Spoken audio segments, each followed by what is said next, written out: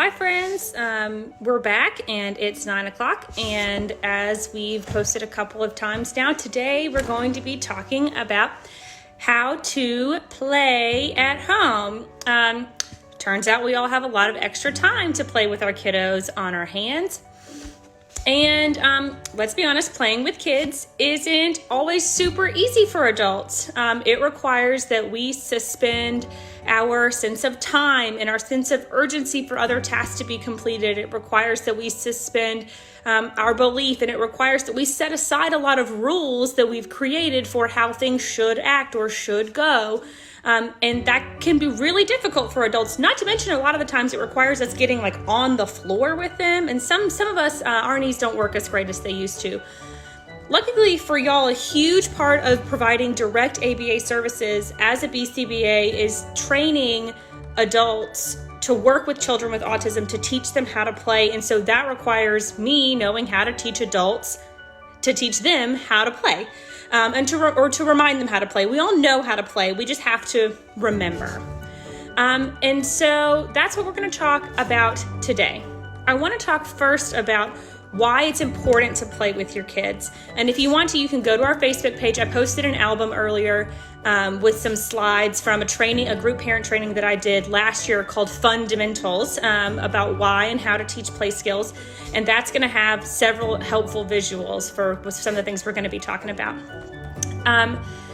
Why do we need to play with our kids right now? The first reason is that play is how your child communicates. It's how they tell you what they know about the world. It's how they tell you what they don't know about the world. And in this time where it's really stressful and all of us adults are feeling a lot of anxiety, this is the time that your kid is going to tell you that they might be experiencing some anxiety. This is how you're going to find out that that your children are picking up on what's going on in the world. This is going to be the moment where you're sitting down and you think that you're about to play Legos with your kid, and suddenly the Lego figures are all going to their individual houses and not able to go to the grocery store and not going to school. And it creates these really unique opportunities for you to connect with your child on their level, right? So probably all of you have tried talking to your kids about coronavirus so far and what quarantine means and isolation. And you're going to be more successful if you do it like in a moment, like in kind of a natural play moment. For those of you with older kiddos, I'm going to go ahead and say this is a little bit easier for y'all, right? So once kids are about 8 years old, they can follow rules and they can explain rules to you. So playing with a child who's about age 8 or older, usually it's just going to involve you finding the time to sit down and let them tell you the rules to the video game that they're playing, and you learning how to play those video games, or helping them search for like that particular Lego brick in their really complicated Lego thing that they have. And so finding the time with older kids is the biggest key, and being willing to not push them or quiz them or ask them any questions, just letting them take the lead and tell you how they want you to play in that time. For younger kids and for neurodiverse kids, and when I say neurodiverse, I mean kids with developmental delays, kids with autism, kids with ADHD or dyslexia even, playing with younger kids, both neurotypical and neurodiverse, can be a little bit more challenging because they don't quite understand how to explain to you what they want you to do. And so you have to take some initiative in being able to do that. But I have some tips. We're going to talk about them in just a second. But I do want to say that most of this is going to be involved around younger kiddos in the early stages of sequential play development. So what we know is that play does follow a developmental sequence, just like motor skills and language skills. In fact, we know that play and language skills are directly linked to one another, and that as children develop play skills, they develop correlated language skills. So in that 0 to 18 month range, you see what's called pre-representational play, which is a lot of stacking and taking things apart and putting things into buckets and then dump them out of buckets. We all remember those days where you're like, we just put those away. Why are you dumping them out? Because they're playing. That's how they play. Those objects don't necessarily have meaning yet. And so they're just kind of like putting them together and mouthing them and banging on them and seeing what they mean, like just as they are in the environment. And then somewhere about 12 to 24 months, they start doing functional play. They understand now that objects have meaning and that they have purposes. And so that's when you start seeing the plastic food go into the plastic bowl, and then you have to eat the plastic food. And that's when you start seeing the baby bottle getting fed to the baby doll and then rocking the baby doll. So that's functional play. Then about 36 months, you're gonna start to see pretend play. And this is where play gets really fun, but really, really hard for grownups. Pretend play, you're gonna start seeing them assign properties that aren't real. So they have a cup of coffee, they have a cup that's empty, and they go, "Oh, it's hot," and they blow on it. Or they start assigning roles, saying, "You're gonna be the mommy and I be the doctor." So because they're starting to tell you how they want you to play. And then the other thing you see in pretend play is object substitution. So that's when they don't have a phone in their kitchen set, so the banana becomes the phone. That's all steps of pretend play. And I would say that is when play for grown-ups gets really challenging. And our kids stay in this stage from like age 3 to age 6 or 7. And that's a huge window. And that's a lot of kids that we have home right now who are wanting us to play with them, who need that attention from us as adults. And we're like, I have no idea how to play with you right now.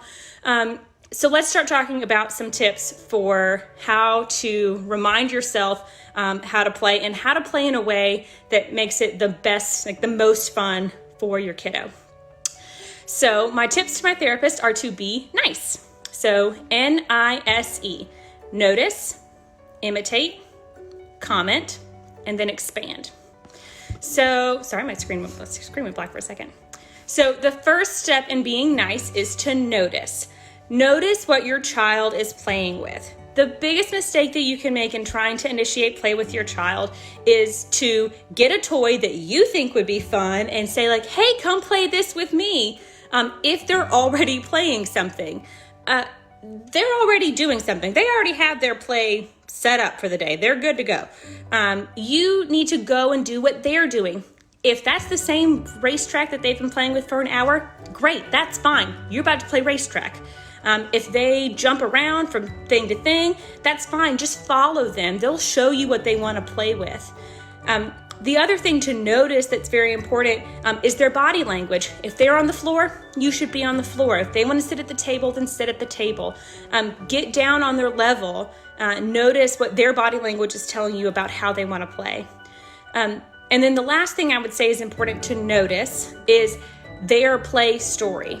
So if they're doing pretend play and they have a story in their mind, try and pay attention to the story they're trying to tell, and don't necessarily try and change it. Just follow the child's lead, follow what they want, what they're interested in doing, and what they're trying to tell you with their story.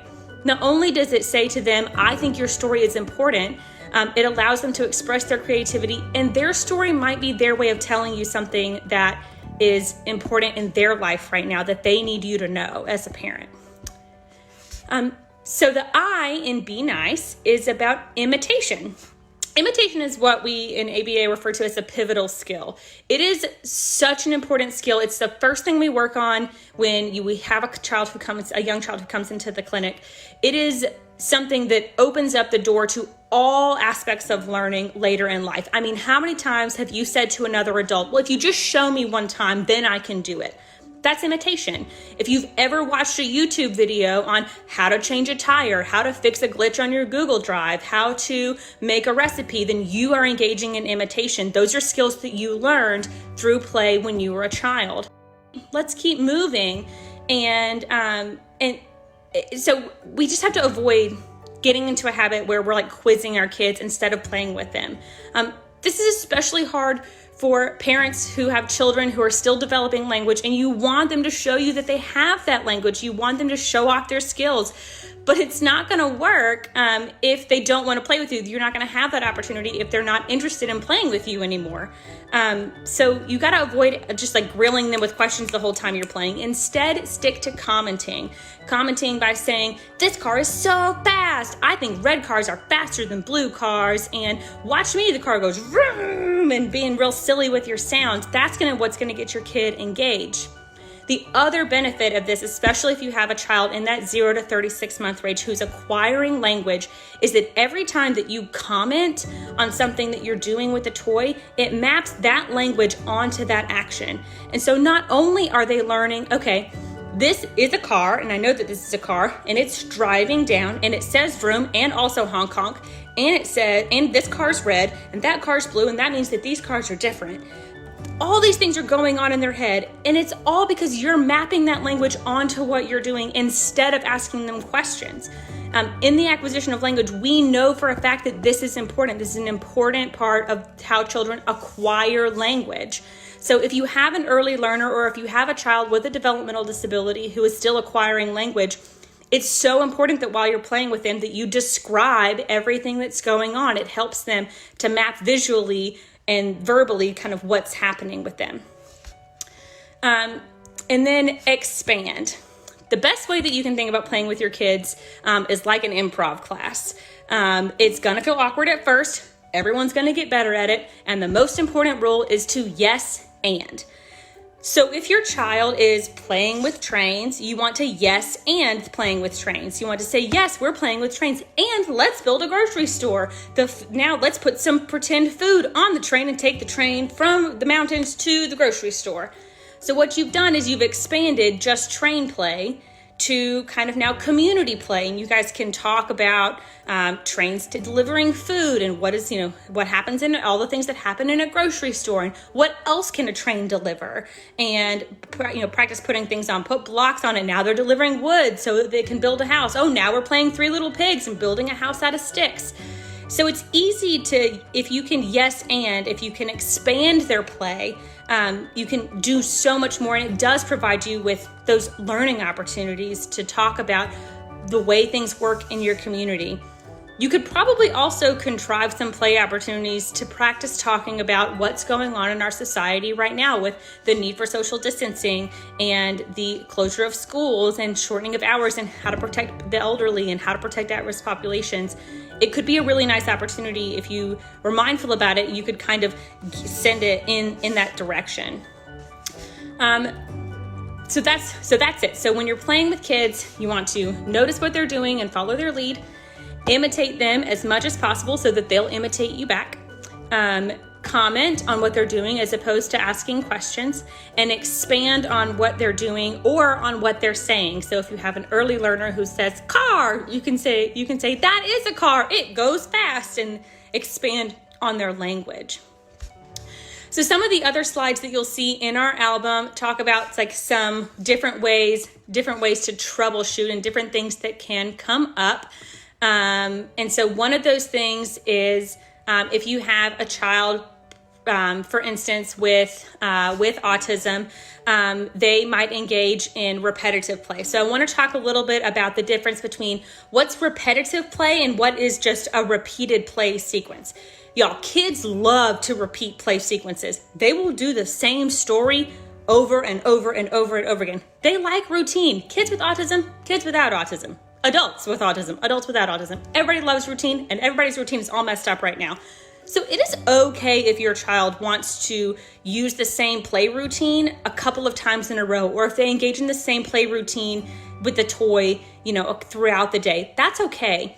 What you want to try to kind of get in the way of, or maybe redirect, is if they have repetitive play. If there's one toy and they only do the same thing with it, and they never do anything else with it, and they get really mad if you try and do anything else with it. That's more repetitive play, restrictive repetitive play. That definitely falls into the realm of something, one of those characteristics of individuals with autism.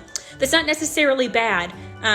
If this is one of those times where I'm going to encourage you, if you have a child with autism, let them stem sometimes. It's okay. If they want to sit there and repetitively play with that toy, cool. That might be the only thing that's like helping them right now. Their routines are all out of whack. This is really different. It's okay to let them stem for a little while. Like don't make yourself crazy trying to keep them out of that repetitive play structure. But if you want to break it up, that's okay too. Just try using some first then statements. First, we'll play with it like this. Then we're going to play with it my way for 1 minute, and set a timer for 1 minute and show them how you would like for them to play with the toy, and then give it back to them. I will say what I've seen in my practice is that a lot of that repetitive play for children who are on the autism spectrum comes with toys that have really limited functions anyway, or that are electronic. And so what I see a lot of is a kid that has found a toy and there's a particular button that they want to press, and they just press the button over and over again because there's a song that they like or a light that they like, or it spins in a certain way. One easy way to avoid that, if you do choose to say like, okay, I don't want him to do this anymore or her to do this anymore, is to just take the batteries out. I personally prefer toys that don't have batteries at all. Several of the toys that we've bought for my typically developing 4-year-old Maggie that should have batteries put in them, we never put batteries in because I want her to do some kind of like more free play type stuff with it. So that's a couple of tips for avoiding that kind of, or interrupting that, that repetitive play. Again, I am not recommending at this point that you like spend your day trying to get your child with autism to avoid all repetitive play or all self-stimulatory behavior. Again, sometimes let them stim. It's cool. Sometimes if you have a neurodiverse child, another issue that they have is that, like I said, we know that language and play are directly related to each other. So it's possible if you have a child that has a language delay that they also have a delay in those play skills. That's where that expand portion comes in to be really important when you're playing with your kid. Meet them where they are. Start at the play level they are, and then slowly expand to the next play level. So if you go into the album, you're going to see the developmental steps, and it's going to give you examples of what that play looks like in each level and what the kinds of toys you can use. And so you can look at that, and it will help you think, okay, well, if my child is in the functional play level, they're really good at doing functional play. They're good at putting all the play food into the oven. Now let's see, how can I kind of bridge them into symbolic play? Well, one of the easiest and first things that you can do is start assigning fake properties to things. So tell them the oven's hot, the ice from the fridge is cold. It's like, ooh, we put this in the garbage, it's stinky. So you start assigning features to plastic play toys, and get your child and make it silly and make it fun, make it naturally reinforcing for your child. And that's a great way to bridge from functional play into the first steps of symbolic play. If you're having a really hard time getting your child away from screens and for across all levels of development and all abilities, getting them away from screens can be really difficult right now. We probably all kind of relaxed our screen time rules for spring break, which is fine. We did it too. Now it's like, okay, well, we don't know what, actually, if we're going to be here for 4 weeks, I don't need you on your screens all the time. Y'all, the first then contingency can be your best friend. So start by saying, first play with toys for 10 minutes, then I will give you the iPad. Use a timer, make the timer the bad guy instead of you, so that when the timer goes off, it means you have to switch. That neutral stimulus can be really, really helpful. And sorry, I lost my page. Okay. So that neutral stimulus can be really, really helpful. And the other thing that you can do to help your kid playing during this time that we're kind of all stuck at home, steal some of their toys and hide them. If we know we're going to be here for a little while, take, I would say, like half of their toys and put them away in a closet, so that when in a few days everyone's, I'm so bored, you can be like, oh, well, we have this toy that you haven't seen in 3 days, and then it'll be like new to them. The other thing that you can do is schedule your child to play in different areas. So if you just say, okay, go free play as much as you want to in your toy room. Well, that's great, but after a couple of days, they're going to get pretty bored. And so say, okay, you only get 1 hour to play in your toy room, and that makes it a little more special. And then make them do other things like go outside to play with toys, do the puzzle in the living room with you. It'll help them kind of change up their environment. And for kids with autism particularly, having them practice continuing to change their environment can be helpful when they go back to school and they're expected to change environments. If you spend the next couple of weeks letting them just stay in their preferred room during their preferred activity, you are going to see a huge increase in challenging behavior when you say, okay, Now we're going to change the routine again, and it's back to the thing where we make you change environments and there's a lot of stimuli going on. Try not to set yourself up for success. Have them practice moving to different rooms and doing different activities and having a limited amount of time with those most preferred items and making those time with those most preferred items contingent on what you can do beforehand. So the last thing that I want to talk about is using your playtime to really work on those verbal skills. So this applies to really all learners in the like 0 to age 3 range, but also all of my neurodiverse kiddo friends who have those language delays. Play is a great time to practice those language skills. So a couple of strategies you can use as parents is to expectant waiting. And so if you're playing with your child and you have set up a play routine where the car is going to go to the top of the ramp, and then you're going to say 1, 2, 3, and you wait until your kid says go, and then you make the car go. Or after the car goes down, you steal the car and you hold it up here by your face and you wait until your kiddo says, give me that car, or hand me the car, or I want the car. And then you say, okay, now you can have the car. And then you give them the car. So that's a strategy that it's in the clinic we refer to it as sabotage. So anytime that you take a key component of a play sequence and take it away or hide it, you're sabotaging a play sequence for the function of having that child verbally request part of what they need to finish that play sequence. It's a really important skill. The other thing that you can do is during play, increase the level of social eye contact that your child has by bringing things that they're interested up really close to your face and by your eyeballs, and waiting for them to make eye contact with you. Even if you have a child that's nonverbal or that's pre-verbal, having them make eye contact with you before you give them the item, it establishes another pivotal skill called joint attention, where you get eye contact with another person, and then you and that other person then draw your eye contact to the thing that you want them to be looking at, which in this case is the toy. The other thing that can be really, really important to work on right now is turn taking. So this is a great opportunity, whether you have siblings at home or whether it's just you and your kiddo, to practice taking turns, particularly with those highly preferred items. The goal, of course, is for all of our kiddos to get back into school and for all of my neurodiverse kiddos to get into as an inclusive of a setting as possible. Turn taking is a key skill to be able to be in those inclusion settings. And so this is a great time to practice turn taking, and it's super easy to do. You don't have to be playing a board game. You just take turns with that car ramp. You take turns whose turn it is to rock the baby. You take turns whose turn it is to use the play oven.